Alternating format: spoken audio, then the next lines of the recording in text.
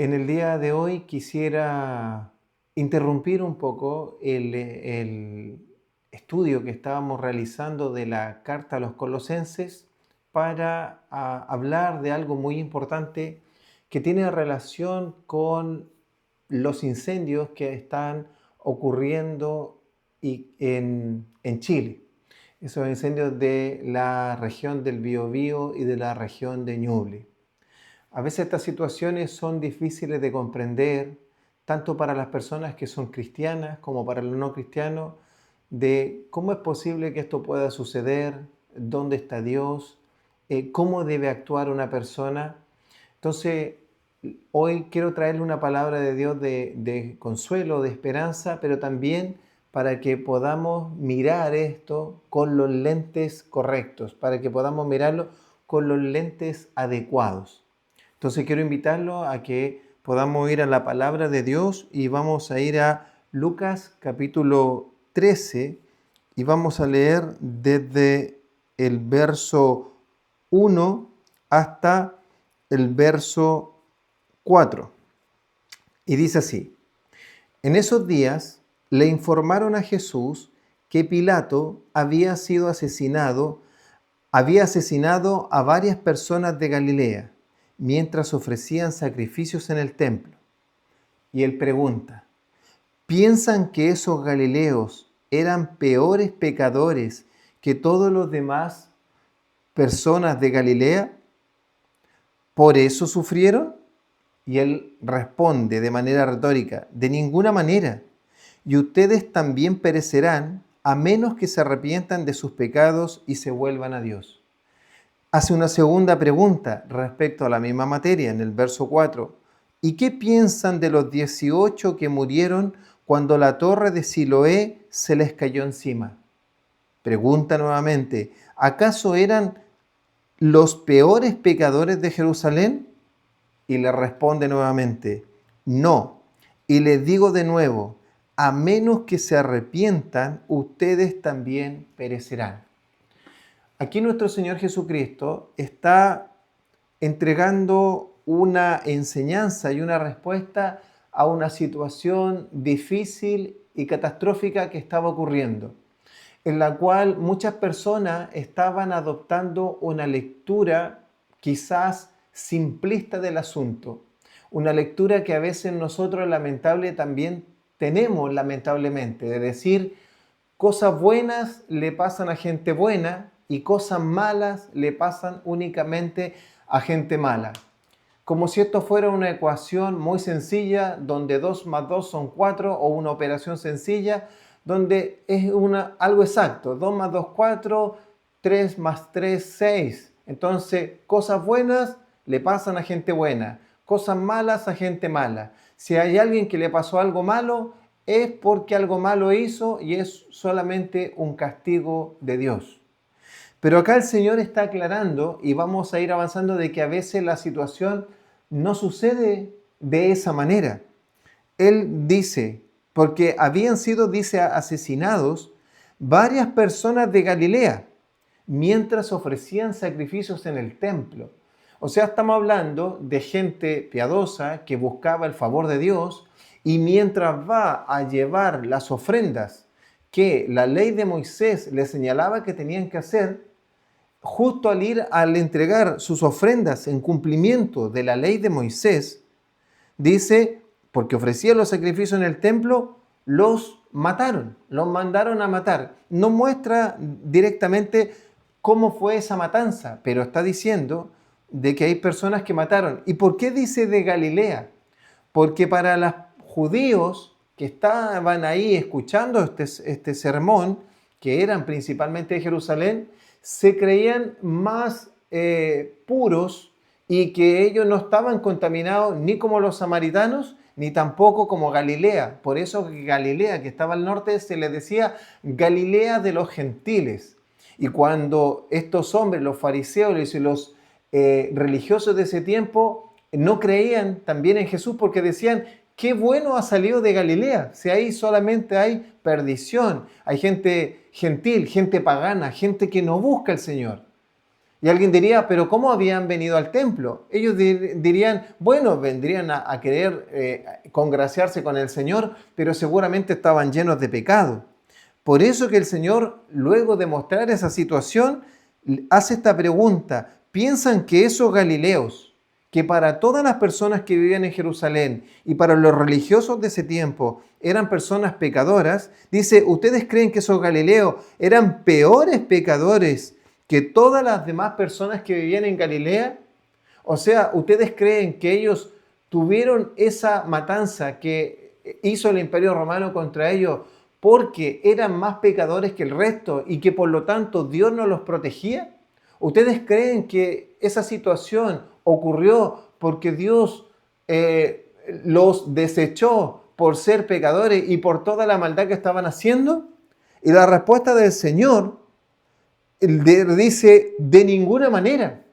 Esa no es la lectura que ustedes tienen que tener. No funciona que a cosas malas le pasa a gente mala. Y lo dice por segunda vez con otro ejemplo. Dice, ¿y qué piensan de los 18 que murieron cuando la torre de Siloé se les cayó encima? Estas son gente de Jerusalén. ¿Acaso eran los peores pecadores de Jerusalén? O sea, ¿ustedes creen que esas personas que se les cayó el estanque encima y los mató aplastados, esas personas eran peores? ¿Fue un castigo divino? ¿Es que Dios no se apiada de ellos? Él le dice la respuesta, no, no. Entonces esto nos lleva y nos tiene que llevar a pensar en que a veces las situaciones no son como nosotros pensamos. Recuerdo haber visto un reportaje muy, muy lindo, muy hermoso y que llena de fe, pero que nos podría hacer ver también de una manera muy simplista cómo opera Dios y también confundirnos en la lectura que le tenemos que dar a las cosas. Recuerdo que había una señora que estaba muy agradecida de Dios porque su casa había sido guardada de las llamas del fuego. Y eso es milagroso y eso es tremendo. Y gloria a Dios por eso.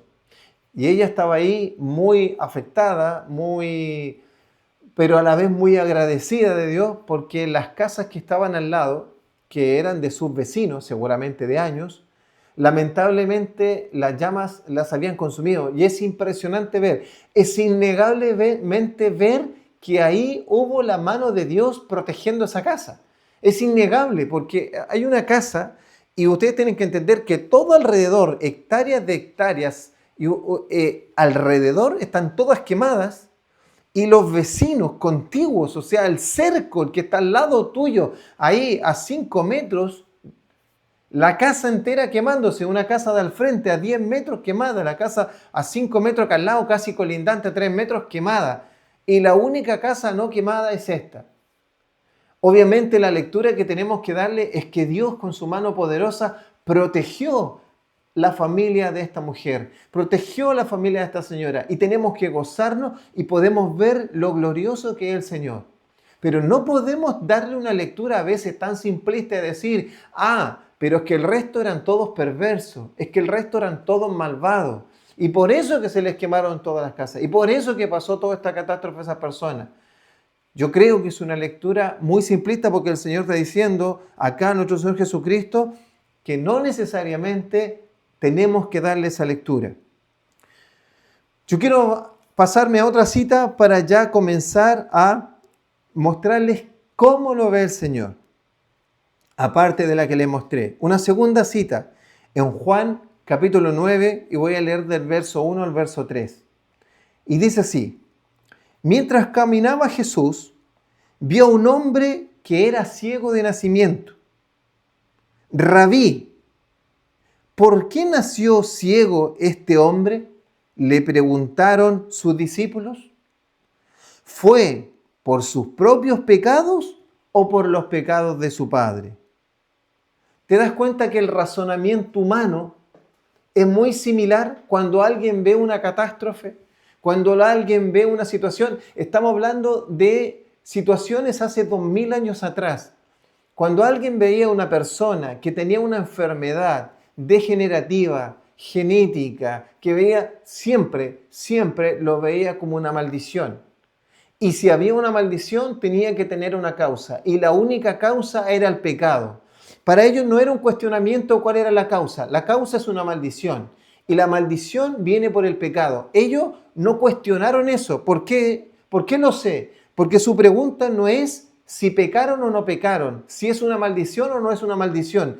Preguntaron, dice, ¿por qué nació ciego? Y después agregan la pregunta real. Dice, ¿fue por sus propios pecados o por los pecados de sus padres? O sea, ellos están diciendo, aquí alguien pecó.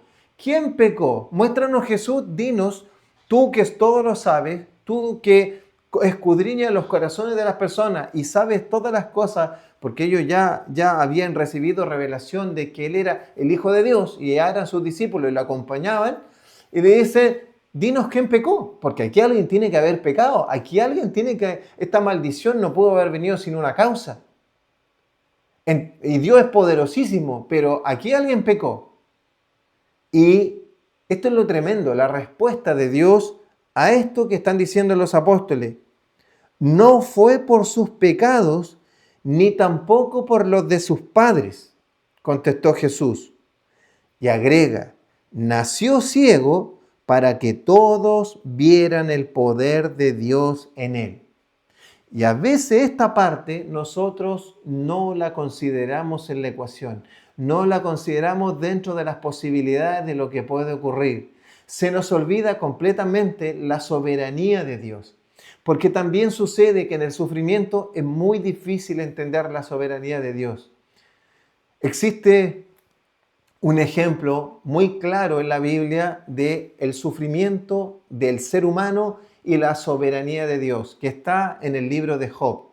Este hombre, Job, que cierto es un hombre próspero, es un hombre devoto a Dios, es un hombre que se llamaba, que era justo, es un hombre que buscaba al Señor, tenía una familia espectacular, se llevaba bien con su esposa, tenía hijos, tenía riqueza, tenía siervos, él ayudaba a la viuda, ayudaba al huérfano, los sirvientes lo amaban, le tenía mucho respeto, tenía respeto en la ciudad, tenía el respeto de todo porque tenía el favor de Dios.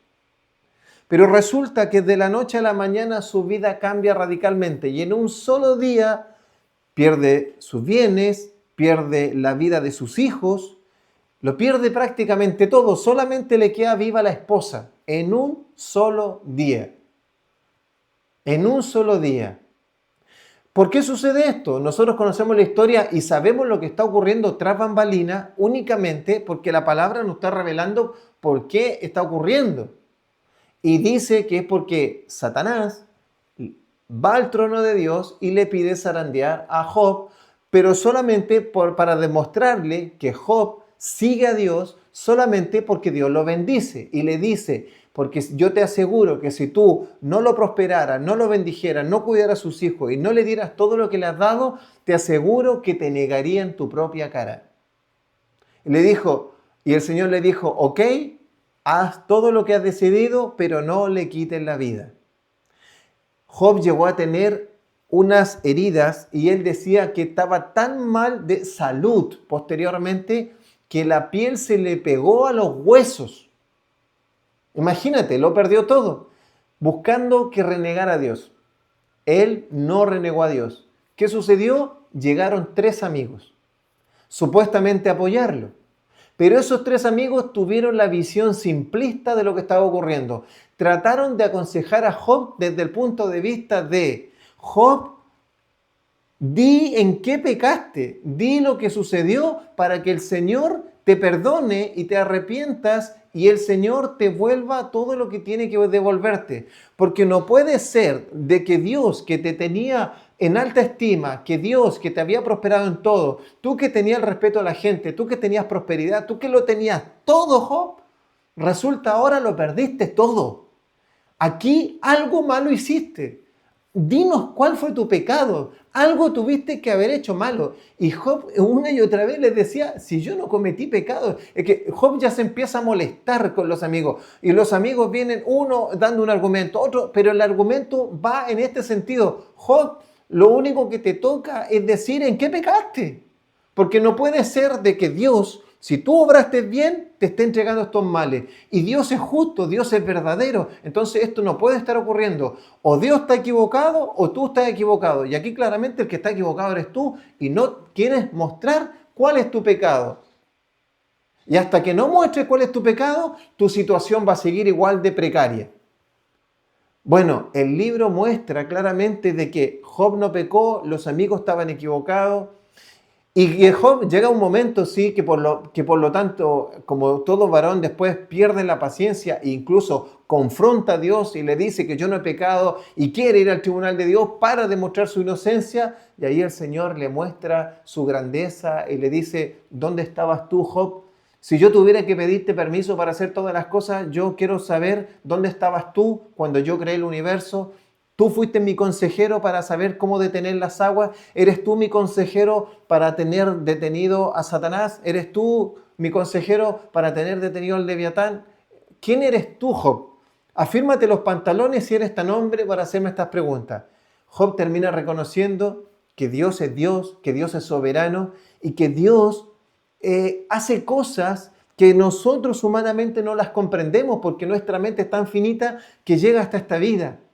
Y nosotros pensamos que la vida buena es solamente tener una linda familia y tener casa y tener auto y que esté todo próspero y que esté todo tranquilo y que todo perfecto. Y que cuando algo se desdibuja y una pieza del rompecabezas se desencaja o se sale, empezamos a quejarnos contra Dios, a quejarnos contra las personas. E incluso hay algunos que creyendo que pueden manipular a Dios se ponen a atar, a desatar, a guerrear, a ayunar. No podemos manipular a Dios, podemos clamar a Dios, podemos venir delante de Dios, pero sin olvidar nunca que Dios es soberano. Ahora, Dios no es un tirano, no es un dictador, pero hay cosas que Él hace que nosotros no comprendemos su soberanía, como cuando el pueblo de Dios nunca pudo comprender cómo es que la cruz, que es un lugar maldito, que es un lugar impuesto por el Imperio Romano, donde morían los delincuentes, ¿cómo va a estar ahí la salvación de la humanidad? ¿Cómo va a estar ahí? ¿Cómo va a ser que ese hombre que está colgado nunca pecó? No lo creo, porque tiene que haberlo colgado por algo. Esas son las cosas que los seres humanos la vemos demasiado simplistas. Y por eso ahora vuelvo a esto, mis amados hermanos. Por eso que el Señor, cuando alguien ve a alguien enfermo, le dice, oye, pero por tu fe no te has sanado, por esto no te has sanado. Siempre la culpa es de alguien. Claro, nosotros los que se vuelven espirituales dicen, la culpa no puede ser del Señor, como los amigos de Job. La culpa no puede ser de Dios, ¿cómo se te ocurre? Si Dios es omnisciente, es omnipresente, es bondadoso, es bueno, es justo, es santo, y claramente Dios es todo eso, Él es nuestro Dios y es bueno, por eso envió a su Hijo unigénito para que nosotros tengamos vida eterna y salgamos de las tinieblas y de la esclavitud del pecado a la vida abundante de Él. Sí, pero eso no deja de ser que nuestro Dios es soberano y que nosotros tenemos que confiar en Él. Y que cuando vemos una situación difícil de una persona, o en este caso esta catástrofe que está ocurriendo en la región del Biobío y del Ñuble, y quizás cuántas otras más pudieran ocurrir como catástrofes naturales, terremotos, sismos, huracanes, ahora estamos viendo una cosa, después vemos otra, hay gente que en su familia puede nacer alguien con malformación, hay gente que se le muere un bebé siendo muy pequeño, hay cosas catastróficas que pueden ocurrir sin ninguna explicación. No es que haya una causa de maldición y para preguntarse, bueno, ¿quién pecó? ¿Pecó la nación? ¿Pecó el padre? ¿Pecó la madre? ¿Pecó el mismo? ¿Pecó el bebé que se murió en el vientre de la madre? ¿Quién pecó? Mira, obviamente que hay pecados que traen causa, o sea, traen efecto. El pecado viene por una causa y el pecado produce un efecto, claramente. Pero no todas las cosas son causa de un pecado. No todas las catástrofes son causa de un pecado. ¿Y por qué les digo esto, mis amados hermanos? Porque esto también nos debe enseñar cómo llegar a las personas que están viviendo un duelo. Cómo llegar a las personas que están viviendo una aflicción. No podemos llegar como el juez, como el legalista, como orar pero pasándole la culpa. No te sanaste porque te faltó la fe. Imagínate, la mujer está viendo su casa intacta y el vecino del frente va a ver su casa quemada entera. Esa mujer obviamente está agradecida, pero ahí es un momento de tener cuidado también de las palabras, de decir, lo que pasa es que tú eres un pagano y un pecador, que si tú hubieses confiado en el Señor, tu casa estaría de pie. Puede ser, pero es una visión muy simplista. Lo que pasa es que el Señor pudo haber permitido que se quemara esa casa. ¿Por qué esa casa? Porque yo no creo que todas las casas que se quemaron eran de gente que no confiaban en el Señor, de personas que no creían en el Señor. Quizás muchos hermanos en la fe que tienen toda su fe y son fieles y son bondadosos y el Señor los considera como hijos de Dios del reino, y posiblemente algo le pasó en la catástrofe y posiblemente perdieron su casa. Entonces alguien diría, ¿cómo a esta mujer que ama a Dios no se le quema la casa y esta otra familia que sí ama a Dios sí se le quema la casa? ¿Cuál es la diferencia? Y aquí está la respuesta. Nació ciego para que todos vieran el poder de Dios. ¿Por qué queda ese vestigio de esa casa? Para que todos puedan comprender y ver que Dios es poderoso, que Dios es real. El efecto que debe producir y lo que nosotros debemos transmitir no es que esa persona es más santa que la otra, no es que es menos pecadora que la otra, no es que Dios tiene un favor más allá con esa persona que con la otra, sino que Dios, por su infinita soberanía y visión que Él tiene, dejó un vestigio para que la persona pudiera darse cuenta, cualquier persona razonablemente y de manera lógica, pudiera detenerse a mirar y saber que de manera lógica, comprensiva y racional, es imposible que se queme todo alrededor menos una casa. Porque se pudo haber quemado totalmente la casa y es algo natural. Era obvio que se quemara. ¿Por qué queda ese vestigio? Para esto, amado, por lo mismo que dijo nuestro Señor Jesús, nació ciego para que todos vean el poder de Dios. Esa casa está ahí como testimonio para que todos vean el poder de Dios. Y a lo que tiene que llevar es al arrepentimiento, a confiar en nuestro Dios, sabiendo que Él es soberano. Por eso que el Señor, volviendo a la cita que le había dicho anteriormente en Lucas capítulo 13, y aquí estoy cerrando, dice que cuando termina y dice, ¿piensan que esto era más perverso, cierto, que lo otro?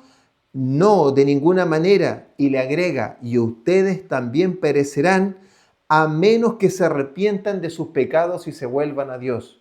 Ese es el punto del asunto. El punto del asunto es, no importando si eso pasó mal a esas personas, a esta o a esta otra, a este le pasó la enfermedad, a este le pasó la catástrofe, a este o a este otro, no importa. Sin importar de a quién le pasó, Dios deja vestigios para que el ser humano se vuelva a Él y tenga esto suceda y se arrepientan de sus pecados y se vuelvan a Dios. Ese es el único objetivo. Entonces, mis amados hermanos, yo los invito a dolernos con lo que se duele, a aportar lo que tengamos que aportar. Si alguien puede dar agua, si alguien puede fortalecer, si alguien puede dar alimento, cobijo, lo que sea, estar ahí como pueblo de Dios, ayudando, fortaleciendo, ayudando, también llorando con los que lloran, compadeciéndonos con las personas de dolor, estando ahí, pero teniendo una lectura de cómo Dios la tiene,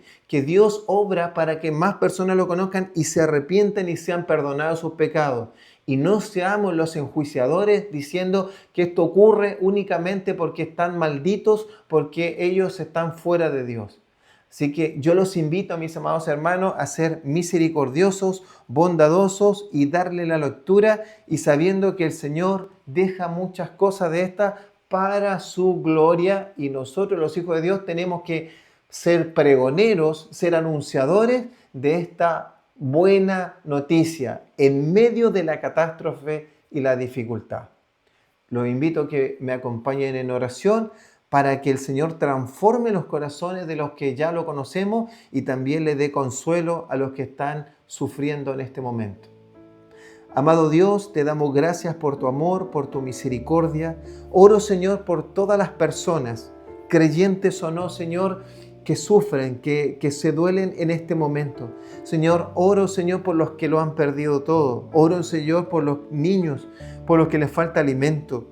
Señor, oro para que haya solidaridad, bondad de los corazones de las personas para llevar alimento, llevar agua y ser solidarios, Señor, con el que sufre. En especial le hago un llamado a mis hermanos cristianos, que seamos sal y luz de esta tierra, que seamos bondadosos, que seamos misericordiosos, que seamos, Señor, buenos samaritanos para ayudar al necesitado, sea cristiano o no. Es cierto, mayormente a los de la casa, porque son hermanos en Cristo, pero sin dejar a nadie de lado, ser bondadosos con todo. Y Señor, oro también para tener una lectura adecuada en nuestro corazón, para mirar con los lentes correctos las situaciones que tú nos permites ver, Señor, a veces que nos afectan directamente, que son catástrofes dolorosas. Señor, para mirarlas sabiendo que tú a veces las permites con el único objetivo de que el ser humano te vea a ti, se arrepienta de su maldad, se acerque a ti y ponga toda tu confianza en ti. Y dejas vestigios para saber que en medio de la dificultad, en medio del dolor, tú dejas vestigios que tú eres amoroso y eres misericordioso y protector y que eres soberano. Oro por todo, Señor, y te damos toda la gloria en el nombre de Jesús. Amén y amén.